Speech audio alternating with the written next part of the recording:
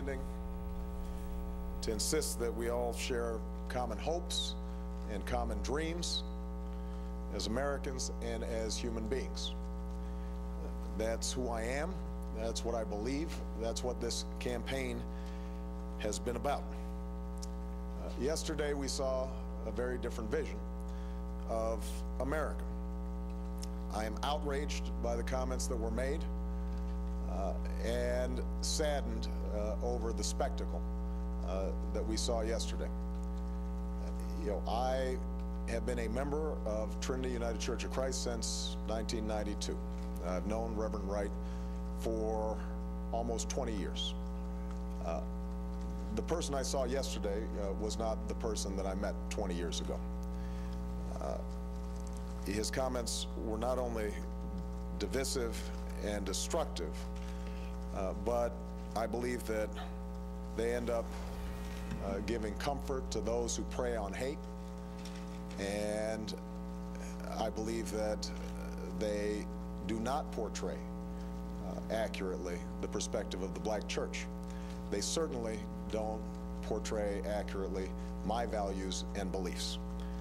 And if Reverend Wright thinks that that's political posturing, as he put it, then he doesn't know me very well. And based on his remarks yesterday, well, I may not know him as well as I thought either. Now, I've already denounced the comments that had appeared in these previous sermons. As I said, I had not heard them before. And I gave him the benefit of the doubt in my speech in Philadelphia, explaining that he has done enormous good in the church. He's built a wonderful congregation. The people of Trinity are wonderful people, and what attracted me has always been their ministries reach beyond the church walls. But when he states and then amplifies such ridiculous propositions as the U.S. government somehow being involved in AIDS, when he suggests that Minister Farrakhan somehow represents one of the greatest voices of the 20th and 21st century, when he equates the United States wartime efforts with terrorism, then there are no excuses. They offend me.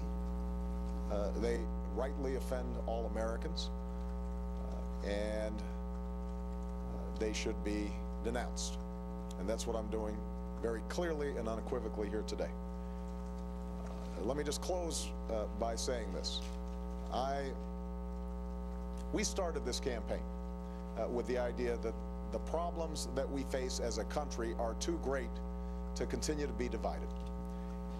That, in fact, all across America, people are hungry to get out of the old divisive politics of the past. I have spoken and written about the need for us to all recognize each other as Americans, regardless of race or religion or region of the country, that the only way we can deal with critical issues like energy and healthcare and education and the war on terrorism is if we are joined together. And the reason our campaign has been so successful is because we had moved beyond these old arguments. What we saw yesterday out of Reverend Wright was a resurfacing and I believe an exploitation of those old divisions. Whatever his intentions, that was the result. It is antithetical to our campaign. It is antithetical to what I am about. It is not what I think America stands for. And I want to be very clear that moving forward, Reverend Wright does not speak for me. He does not speak for our campaign.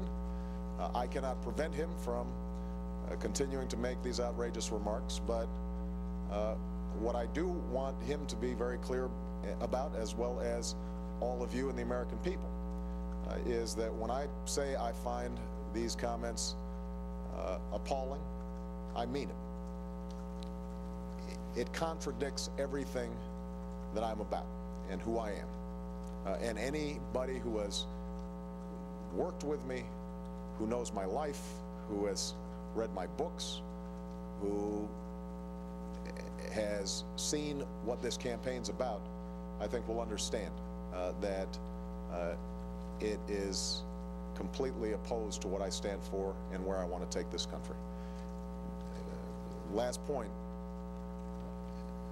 I'm particularly distressed that this has caused such a distraction from what this campaign should be about, which is the American people. Their situation is getting worse. And this campaign has never been about me. It's never been about Senator Clinton or John McCain. It's not about Reverend Wright. People want some help in stabilizing their lives and securing a better future for themselves and their children. And that's what we should be talking about. And the fact that Reverend Wright would think that somehow it was appropriate to command the stage for 3 or 4 consecutive days in the midst of this major debate is something that not only makes me angry but also saddens me.